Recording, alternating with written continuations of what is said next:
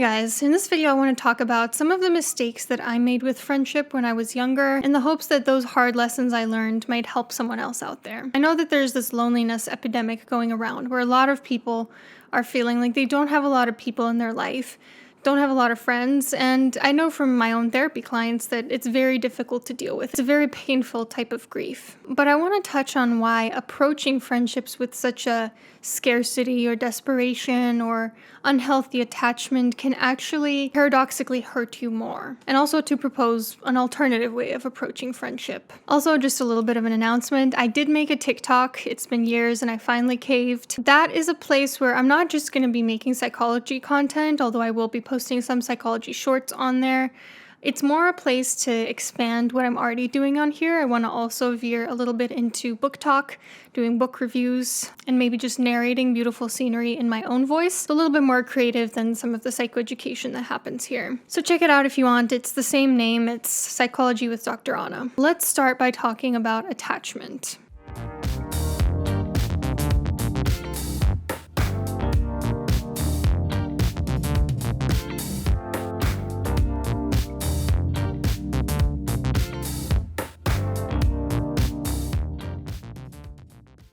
There's a lot of content going around these days about how you need to completely detach from other people, to not be attached to them at all. And I'm sorry, but unfortunately that's not what healthy attachment looks like. Healthy attachment at its core, when the initial experiments were done with babies, looking at healthy versus unhealthy attachment, they were distressed by their mother's disappearance, but they were able to be very quickly soothed when their mother returned. I'm now realizing as I'm editing this that I didn't actually finish my train of thought. What I was trying to say is that when we're babies, in this strange situation experiment, it's normal to feel very distressed when your mom goes away and then to be very quickly soothed when she returns.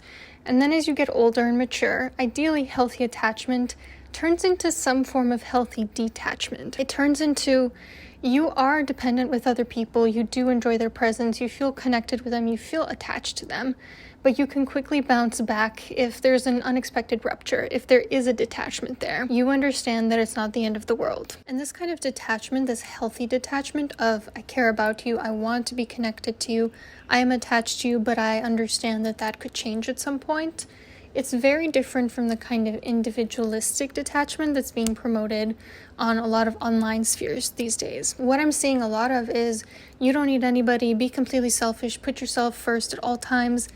That's not healthy detachment. That's veering more towards narcissism than towards healthy attachment and healthy detachment. There's kind of this paradox that we cannot develop healthily in terms of identity and personality unless we are both our own individuals and embedded within a social structure. I do think a healthy level of detachment is necessary for friendship. And a healthy level of detachment, to me, is more aligned with Buddhist concepts of detachment than with this hyper-individualistic concept that's being promoted online. With the type of detachment that I'm talking about, it's more or less understanding that anything could disappear at any given moment. For instance, this Himalayan salt crystal right here. I love it. If something were to happen to it, if it were to fall on the floor and break right now as I'm holding it, I would feel a bit of loss because I'm attached to it. The Buddhists believe that attachment is at the core of pain, and that if we accept that anything could be taken away at any given moment, then we won't feel pain. And I think about attachment to friends in a similar way. Maybe I really care about this friend, they bring me a lot of joy, I want to be friends with them, I want them to be in my life, but I accept that they have their own free will, they might not always reciprocate, and things could fall apart. We could move in separate directions, they could suddenly decide to not want to be my friend. And I have a healthy level of detachment in that. I understand that it will probably bring me some pain, but I'm conscious of the reality that everything in this life is fleeting. Everything is ephemeral. Is that how you pronounce the word? I never know how to pronounce that word. Ephemeral. Ephemeral. I don't know. I think that I definitely used to approach friendships from this scarcity or desperation mindset. When I was very young, my family and I moved across the country a lot because of their work visa, and it always meant uprooting my social circle and starting fresh. And when I got to 6th grade, I actually had to skip a year, and so then I was also the youngest one in my year, starting in with a group of peers that already knew each other from age 4 or 5, and they were more mature than me. So I've always had this notion of I don't belong. I'm not really truly accepted in a social group. And so then when I went into young adulthood, when I went into college, I kind of just wanted to get all the friends that I could. I wanted to interact with as many people, hang out with as many people. I really didn't have a selection metric at all. It was just kind of anyone that comes into my life is there to stay. I really did focus more on quantity than on quality. And unfortunately, that meant that I ended up being friends with people that actually didn't care about me at all, who didn't have my best interests at heart, who didn't support me, who judged me, who didn't invite me to things, who didn't really care if I was there or not. That's very different from the way that I approach friendships now, having seen the disadvantages of taking this sort of indiscriminate approach to friendships. So to give you an example, last week I had plans with a new friend. They ended up having to cancel last minute, and the old me would have in that moment tried to reason with them, tried to convince them. Instead, what happened now that I've done the work, that I've grown from that, is I felt a temporary moment of disappointment, and it almost immediately flitted away. I was approaching the friendship with an attitude of detachment, with this attitude of, okay, if this person has potential to be a true friend, then, it'll work out next time. It's no problem.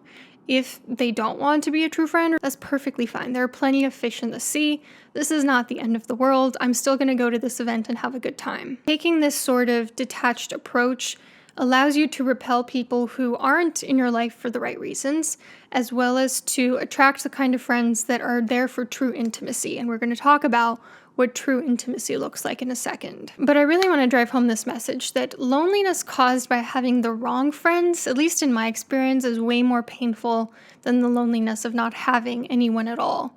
And if you're in a position where you've never really had a true friend, or you feel like you've always been lonely, you haven't even had the wrong kind of friends before, you might find it kind of hard to believe. But, this is just my opinion. I feel like I've been in both situations, and I definitely think it's true what they say that you can be far more lonely in a room full of people than when you're alone. Also, I've had conversations with people about how you do need to have a sort of healthy, loving attachment to someone to come into your own self-love. And I do think that is true. That is a conclusion I've come to as well. Actually, what brought me to this place of healthy attachment now with friends is having that really healthy attachment with my now husband. Realizing that, hey, it is not the end of the world if this person doesn't want to hang out. Like, I'm going to be okay at the end of the day. So I do think there is something to be said about, in order to find that healthy attachment and to find self-love, you do kind of need at least one healthy attachment with someone. But you're not going to get that through a scarcity mindset. You're going to attract the wrong people through a scarcity mindset. They're only going to take your self-esteem down, actually, and are going to bring you further away from self-love and healthy attachment. I want to talk for a moment about what happens when there's an energy imbalance in a relationship. I've touched on this in previous videos before, but in pretty much every relationship, there tends to be a pursuer and a distancer.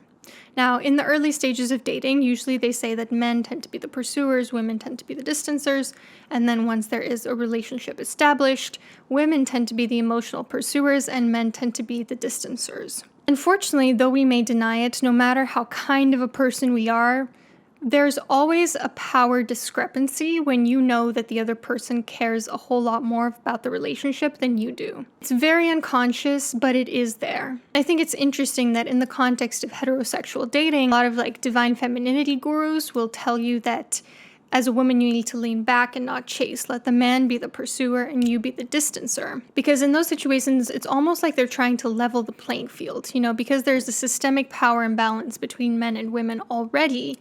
You can imagine how easy it is to get taken advantage of if you're a woman who already has less power in society and you also care a whole lot more about the relationship in question. Then you have two levels of power imbalance. You have a systemic one and you have an interpersonal one. So that's just kind of like a tangent related to how this looks in dating. But in friendships too, you're not doing yourself any favors by being too much of a pursuer, by there being too much of an unevenness in terms of how much energy and investment each person is putting into the relationship. You're making the other person lose respect for you, and respect is integral to friendship. Think about it. How would you feel if somebody messaged you every single day, no matter whether you responded or not, and asked you to hang out, no matter how many times you rejected them? You'd probably feel like, well, this person doesn't have self-respect, I have the upper hand clearly, and if the other person doesn't have self-respect, then why would I respect them? Clearly, they don't think there's something worth respecting about them. I'm telling you, even the nicest people on an unconscious level, these attitudes start to seep in. So be open to attachment, but be detached in the sense that you understand it will not be the end of the world if this person doesn't want to be your friend, and pay attention to the inflow and outflow of energy.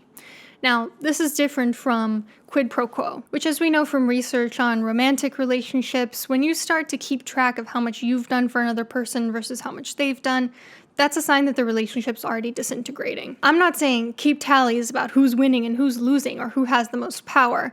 I'm saying pay attention to the energy and the investment, because that is important for there to not be a huge asymmetry there. If we're talking about like one person really values a relationship and the other one is showing that they could not care less about it, no, that is not healthy. I think that this topic also really interlaces with the alcohol or party culture that a lot of young people are embedded with it, especially in college, where there is a huge binge drinking culture. One of the easiest places to find quick friendship, not necessarily quality friendship, is by partying, by going out a lot. Unfortunately, I don't think that partying is a good place to find friendship. And of course, there are exceptions to this. Like my husband and I, we met at a party and he's my best friend for life. But as a rule of thumb, I find that it's difficult to find quality friends in a place that's so centered around thrill-seeking, sensation-seeking, adventure, novelty, fast living, not necessarily deep connection. It's really hard to get true intimacy with someone if you're in a place where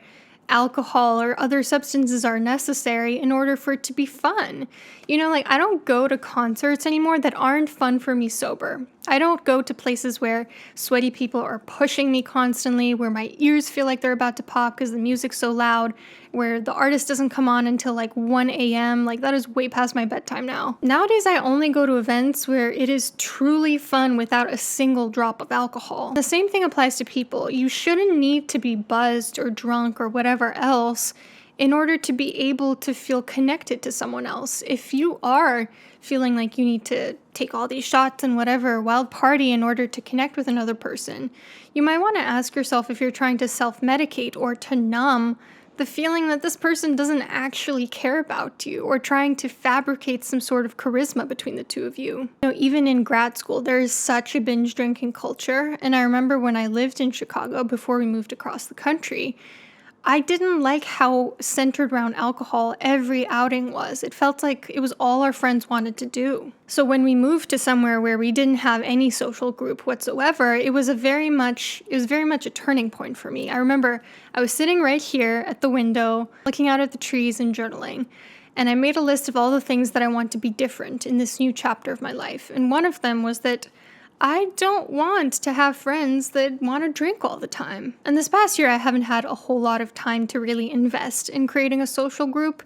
But now that I'm in a different place in my life, now that grad school is over, I kind of make my own schedule. I'm redirecting my attention towards investing in friendships and building friendships, building a social group where I live. And my attitude has completely changed from what it used to be. If I can't have a completely dry and sober interaction with someone, then they're not someone I want to be friends with, frankly. And this has produced a radical shift in my approach towards emotional intimacy with people. I realized that a lot of the reason why I didn't feel completely comfortable or safe around too many of my friends was because I felt judged by them.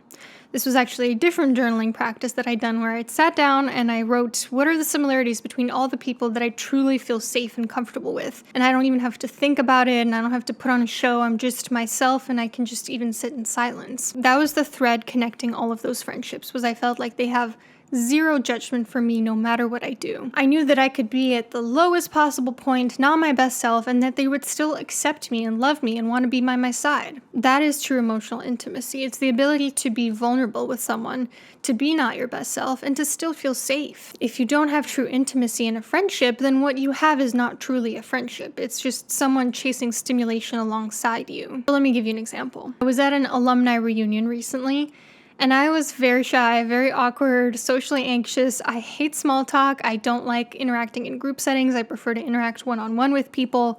I was just not my best self.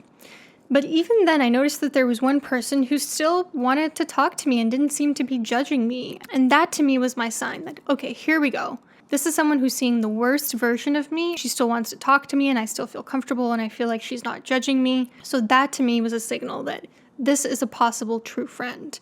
And we exchanged numbers, and now there's a very reciprocal exchange of energy there. There is not like one person investing way more than the other. I also think this ties into a true friend is someone who supports you. So I read this book, Getting Grit, a few months ago, and it was not my favorite book. I wouldn't necessarily recommend it, but it had one interesting exercise in there. The question that the author prompted was, who in your life wants to see you succeed? I thought about it for a moment. And after I did this exercise, I realized that there were people in my life, some of them close friends, who I had considered for this question that didn't make it on the piece of paper. People that I realized in that moment, oh, they actually don't want me to succeed. They either don't want to celebrate my successes or they actually want me to fail. So I would encourage you to ask yourself these questions. First of all, who in my life wants to see me succeed?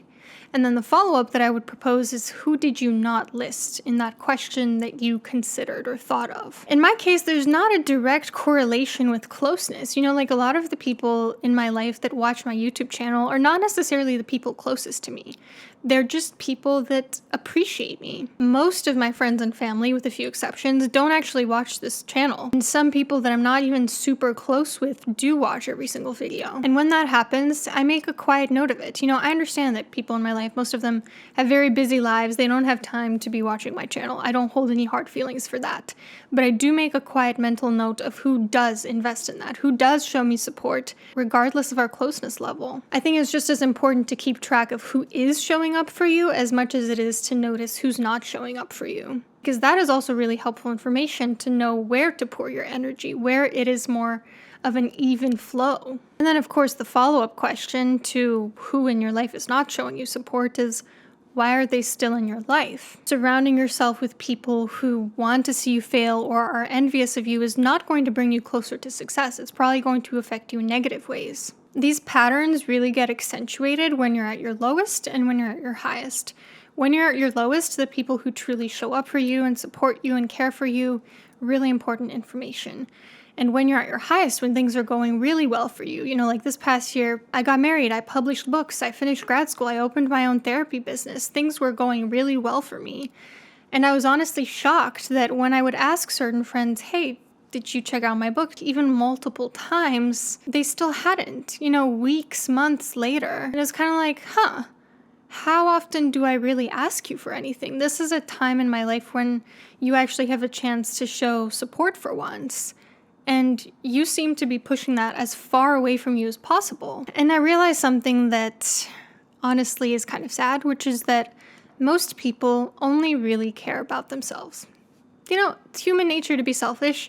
There's nothing particularly pathological about that. We are the center of our own universe.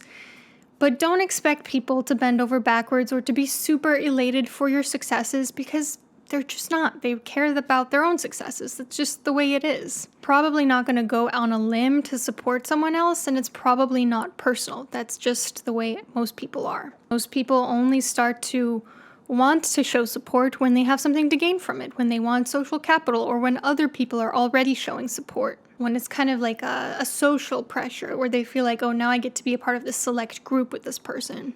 So I think the moral of the story here is, first of all, take an inventory of who in your life is very unsupportive and, consider whether they should stay in your life.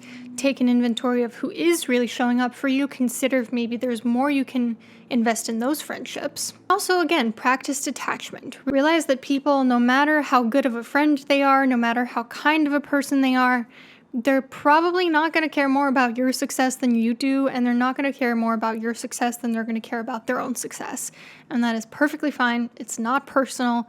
Detach from expectations. So, what are the takeaways? What are the life lessons that I took from these experiences? First of all, you cannot approach friendship with a scarcity mindset from a place of desperation. It must be with a healthy amount of detachment, with an understanding that everything is impermanent, everything is fleeting.